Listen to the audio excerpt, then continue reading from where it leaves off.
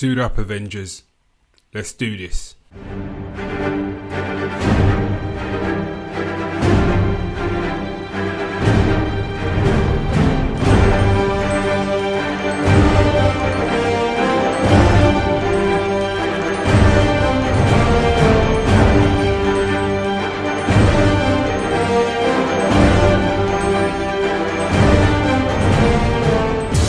Ladies and gentlemen, boys and girls, species around the multiverse, welcome to episode 297 of the Geek Syndicate, where we attempt, nay, we actually do bring the sass back to geekdom.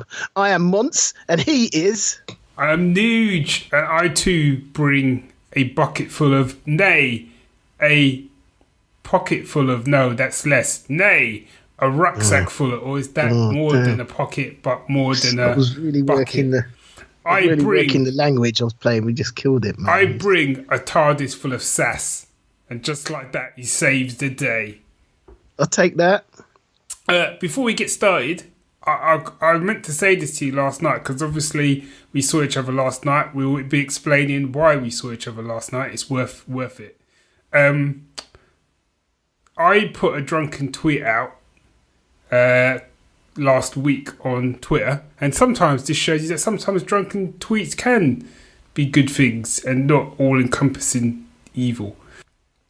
And I basically said, wouldn't it be cool if someone wrote an audio drama for us? It was like a bad boy style audio drama that we could record. Yeah. And I thought it'd be great if it was written by Sidey Todd. Literally, I just put it out as a drunken tweet, and I was proper drunk. Anyway, Sai sent me a Skype message to say, hell yeah, I'll do that. Do you know what? I remember the first thing I ever read that Sidey Todd wrote, and I saw, do you know what? Sidey Todd saying, hell yeah, all right, that gets me excited. Let's do that, bad boy. So I said, so he's going to just put together like a little page dialogue for us. I said, obviously, there's a proviso that I can't act for shit. Yeah, I didn't really want to touch that. No, it's all good. But, you know, I'm working... I could do both our parts. Yeah, that's great. Hey, I'm Nuge. Yeah.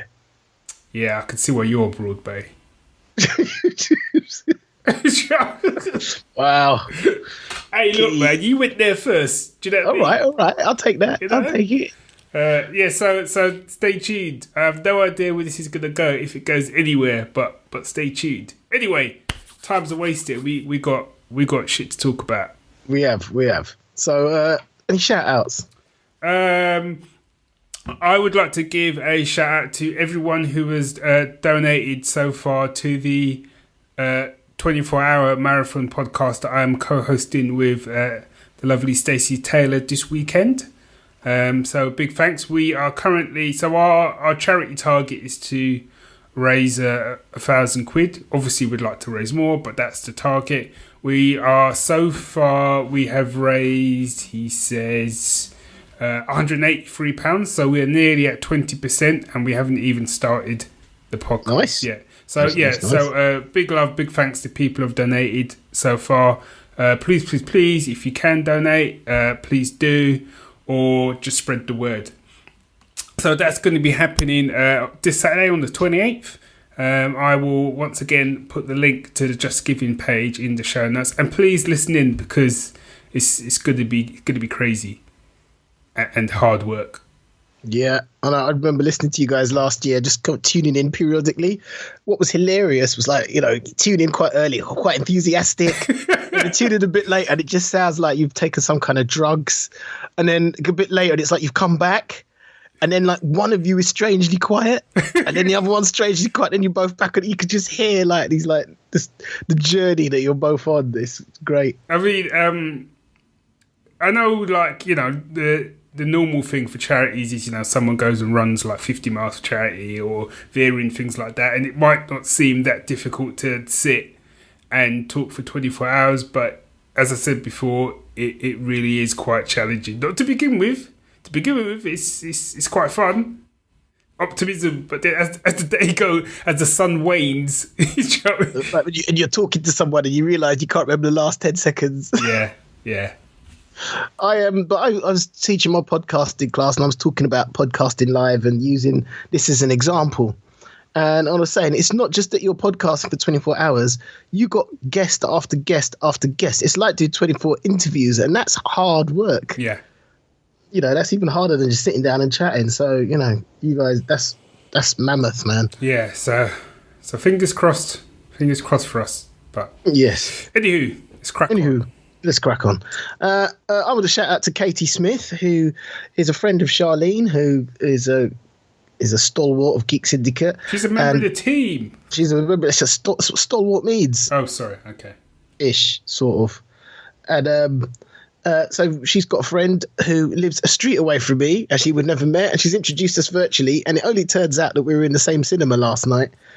Is that a segue? Yeah, it is a segue. So, what were we doing in the cinema yesterday, Dave? And what we were watching Avengers Infinity War. Right. Holy noise. Because, you know what I mean? You're putting the excitement out and we haven't even talked about it yet. So I need to put a proviso out. So we're about to talk Avengers Infinity War. As some people have said, the most anticipated movie of the century. Well, I'm not sure about that, but, it's definitely a most highly anticipated movie of the last decade. Yes. The most anticipated Marvel movie. There we go. Here we go. Yeah, that's a fact. But we are... So what we've decided to do is we're going to do a non-spoiler episode, and we're going to do a spoiler episode. If you're listening to this, you're absolutely fine. Yes, you are. If you're listening to this, you are listening to the non-spoiler episode. It might not be very long. Yeah, could maybe be 2 minutes, but we'll see how we go. Shall we? And then we're going to do a spoiler-filled episode. So once you peeps have seen Infinity War, you can have a listen to that as well. Right then. Shall we crack on with it then? Let's crack on. So basically, I'm just going to say, what was your mood as we sat down waiting for the film to start? So we saw this at the Empire Leicester Square in Cineworld. Yes. In the IMAX screen. Yeah, IMAX screen. And I was jazzed. I was proper excited, and not just because I had 3 whiskies and a glass of wine. Yeah, there was that. But no, I was jazzed, and the thing was, the cinema was packed, and you could just feel like, I know when people sort of go, you can feel the electricity in the air, you can feel people's enthusiasm, but you actually could. Yeah. There was a serious level of excitement for this film, and optimistic excitement. Yeah. And then what happened, and basically there was a big, on the screen was a big image of Thanos with with a phrase basically telling us not to spoil the film. Because Thanos demands your silence. Yeah, and they were actually handing out badges with Thanos demands your silence, which I thought was a nice marketing touch. And then before the film even started, there was a little sort of 1 minute film with all the stars and stuff, basically a kind of bit of a piss take on spoiling stuff, and effectively again reminding you not to spoil stuff. And then the rep came out from Disney, who again reminded us not to spoil stuff. And when I was beginning to think, this is a bit much, isn't it? Yeah. I mean, I was starting to think, yeah, we got it. We got it now. And it was almost a little bit like, you're overhyping it now. Come on. Then I saw the movie, and I remember after the film, I was thinking, how in the hell are you gonna A, write a spoiler-free review, and B, do a spoiler-free podcast?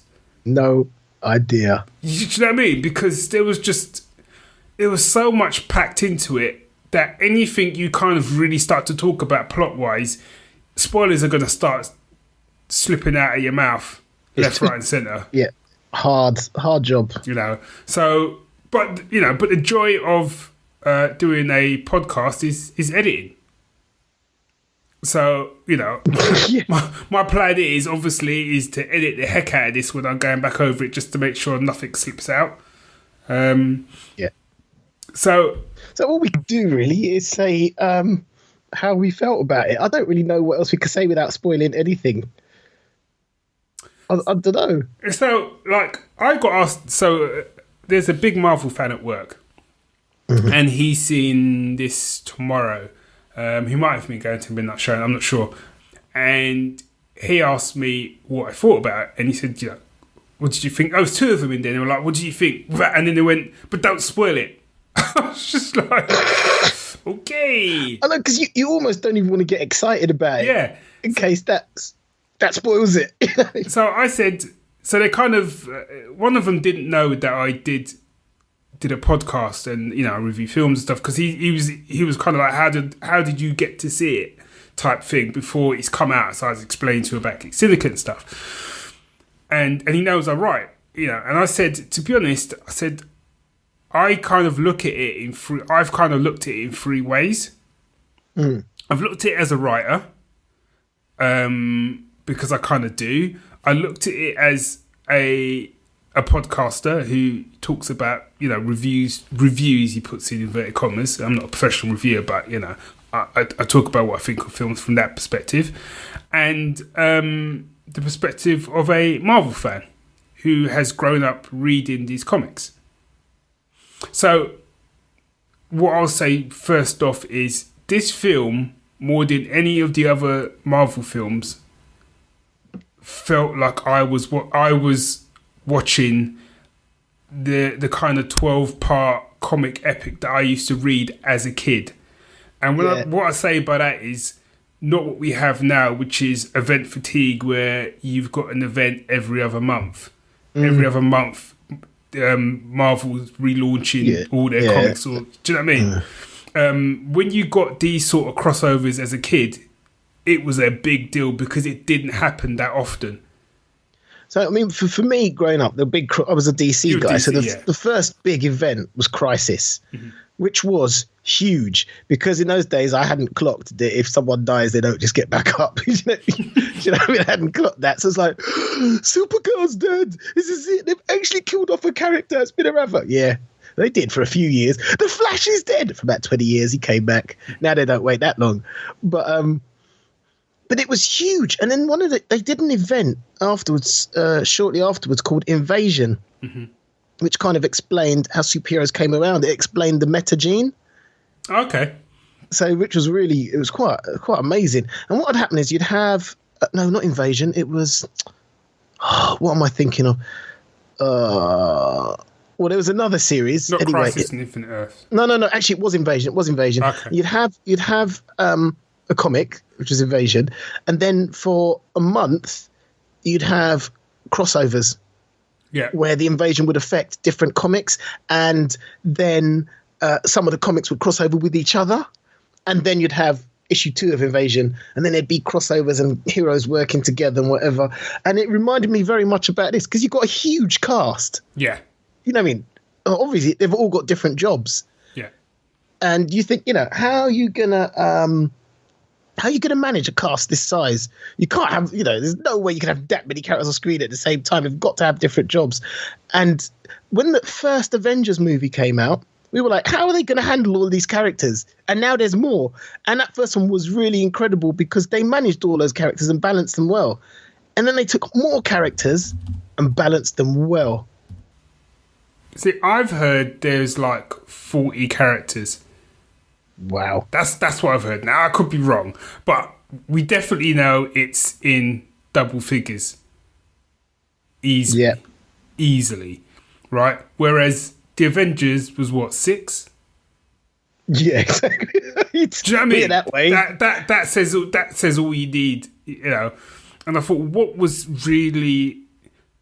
So overall, we both loved the film, but we'll really get into that. But I thought what was really clever is the way...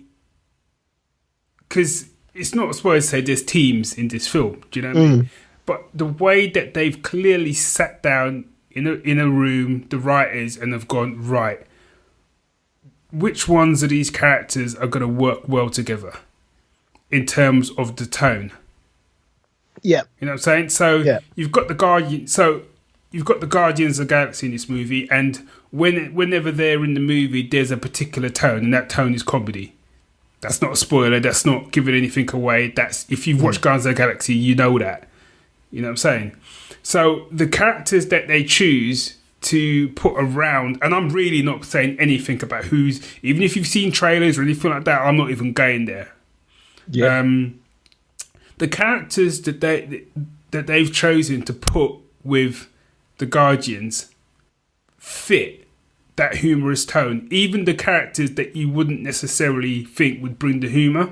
Yeah, and it's interesting because one of your niggles was a bit too much humor.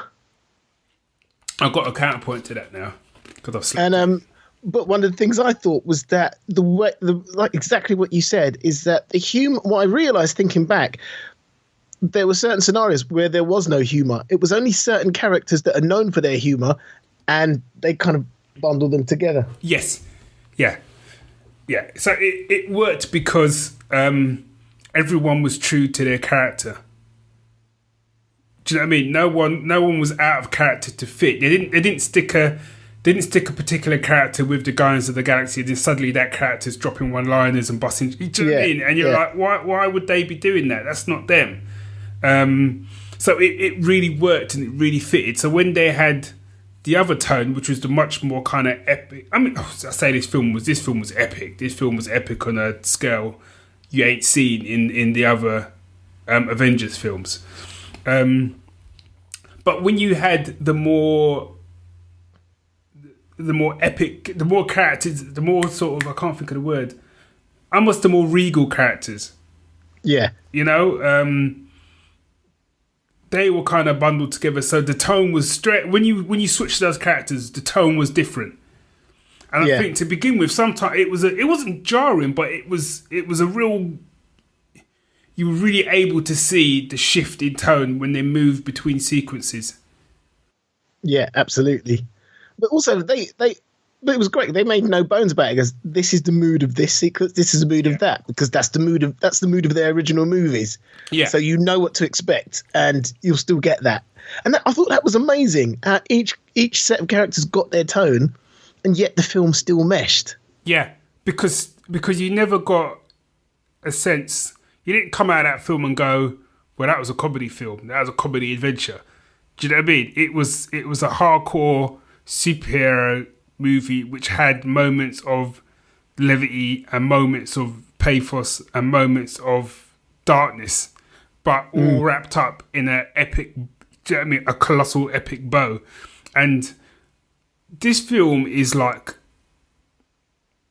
in terms of scope, it's like cosmic. And that's what I mean by it takes you back to them old school event comics, which were cosmic in nature because it needed to be, given the amount of heavy hitters you got in there. So overall, did you enjoy the film? Because I didn't even ask that question. I think it was fairly obvious, dude. I loved that film. I loved it. It's I actually found it hard to think of things I didn't like about it. And I was the same. My initial reaction when we came out and I mentioned about the humour, I slept on it. And when I woke up, I was like, you know what? I haven't really got a problem with that because none of the characters that were dropping the humour were out of character. So the humour actually worked. And even so, I mean, one of the things you struggled with the last Thor movie was, like you said, it was a good movie. It just wasn't your Thor. Yeah. And I think in his movie, Thor thawed up. And I think he still dropped some lines that they tended to play him like a bit of like he doesn't really know much about life, even though he's quite old. And they still did that, but they kind of toned it down a bit. I'd 100% agree with that. And what I would say on top of that is that I enjoyed the Doctor Strange film. And we talked about this before, but weirdly, I've only seen that film once. And yet, Doctor Strange is like my guy. That's like my character. Doctor Strange in Infinity War, for me, if I could have stood up and applauded that dude, I'd applauded. And we'll talk more, obviously, in the spoiler section. Do you know what I mean? But I remember nudging. I was like, "That's how you do. That's Doctor Strange. That's how you do Doctor Strange." Even his accent didn't bother me. No, do you know what? Because I watched, like I say, because Siobhan and I've been watching the Marvel movies, and I thought it's weird. I've watched Doctor Strange for the third time, and I still thought it's just weird. His accent's weird, but then watching this, it didn't feel weird. No, I don't know what happened there. No, I don't know if he toned it down really subtly or something. But do you know what I mean? I'm a bit confused. I, like you, I found it really difficult to find any fault in the film. If you're talking summer blockbuster, you don't get much better than that. That's what you want out of a summer blockbuster. At the end of the day, you know. And in terms of performances, everybody brought their A game.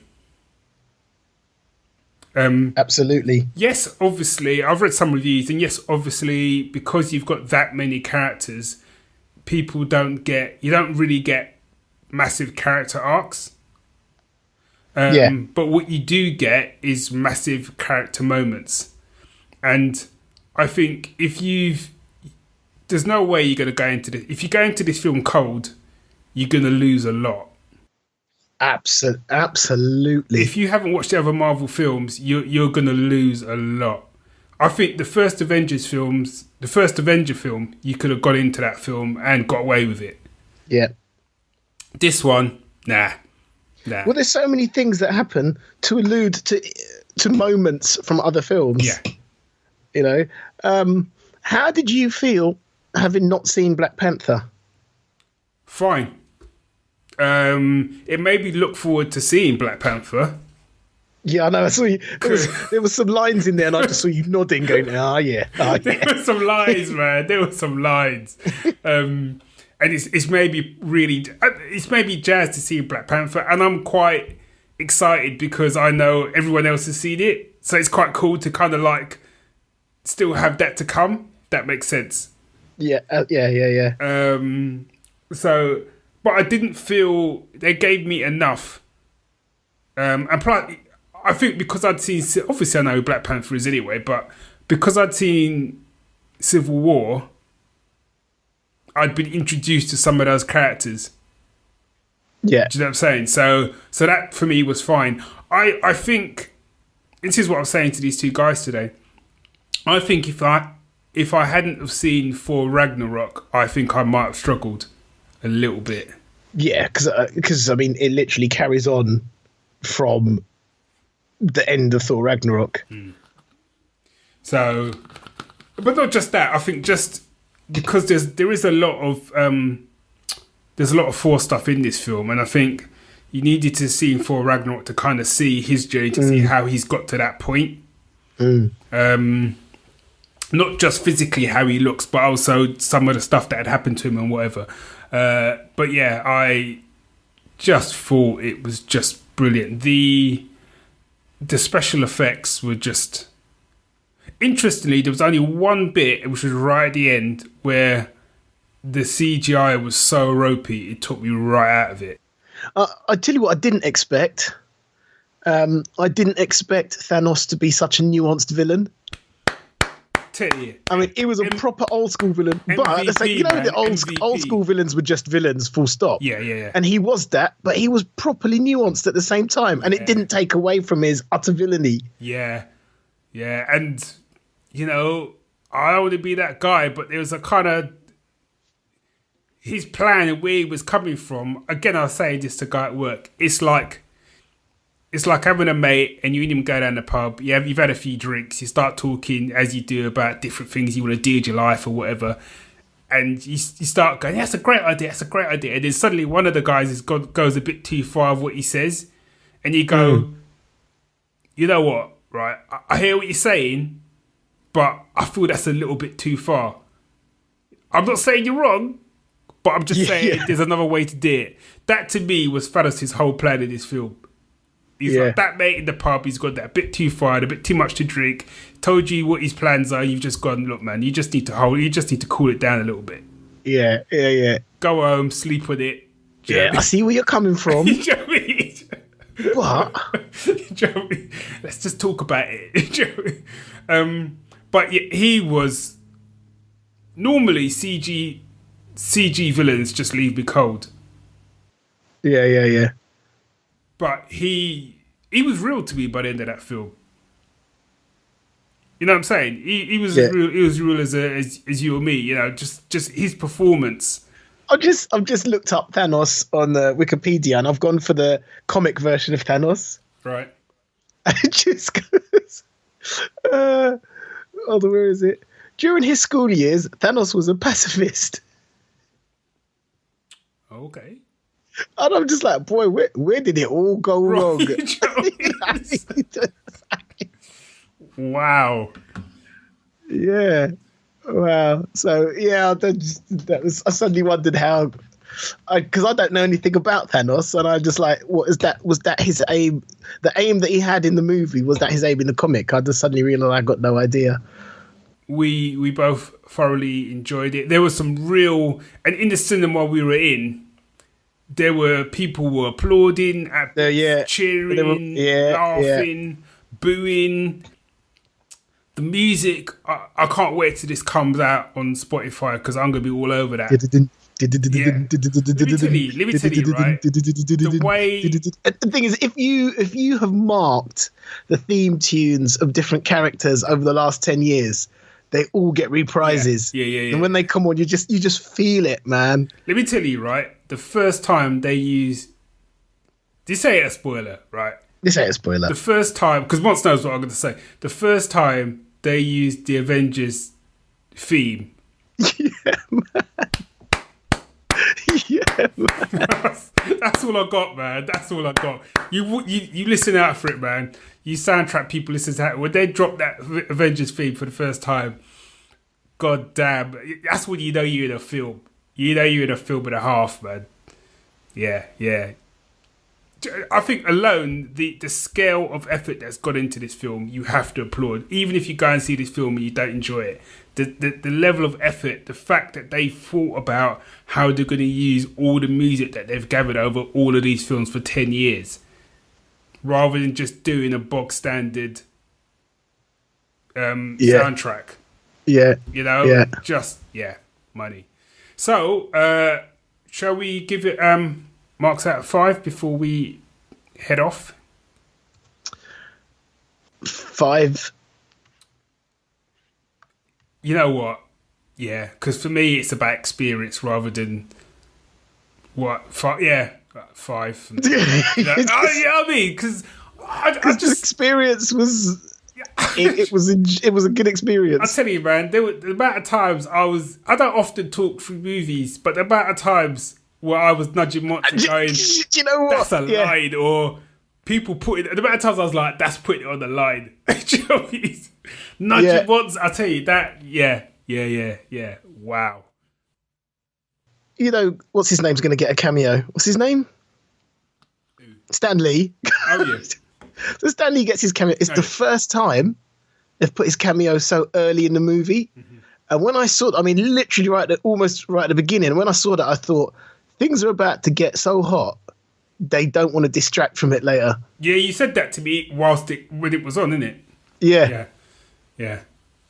So, go along. We hope you enjoy the ride, because I know I did. And all I know is if people didn't enjoy it, that's all good. But I'm not even going to get into arguments with people over it, because as far as I'm concerned, I enjoyed the heck out of it. I don't even need to I don't need to defend it. Do you know what I mean? Yeah. I don't need to defend it. I don't need to avenge my opinion. That's just my opinion. You know what I mean? But it was fantastic and well worth the wait. Absolutely. Right then, round us up, buddy. Before we okay, so that has been that's been episode 297A. And for those of you who want the spoiler version, just you can download immediately episode 297B.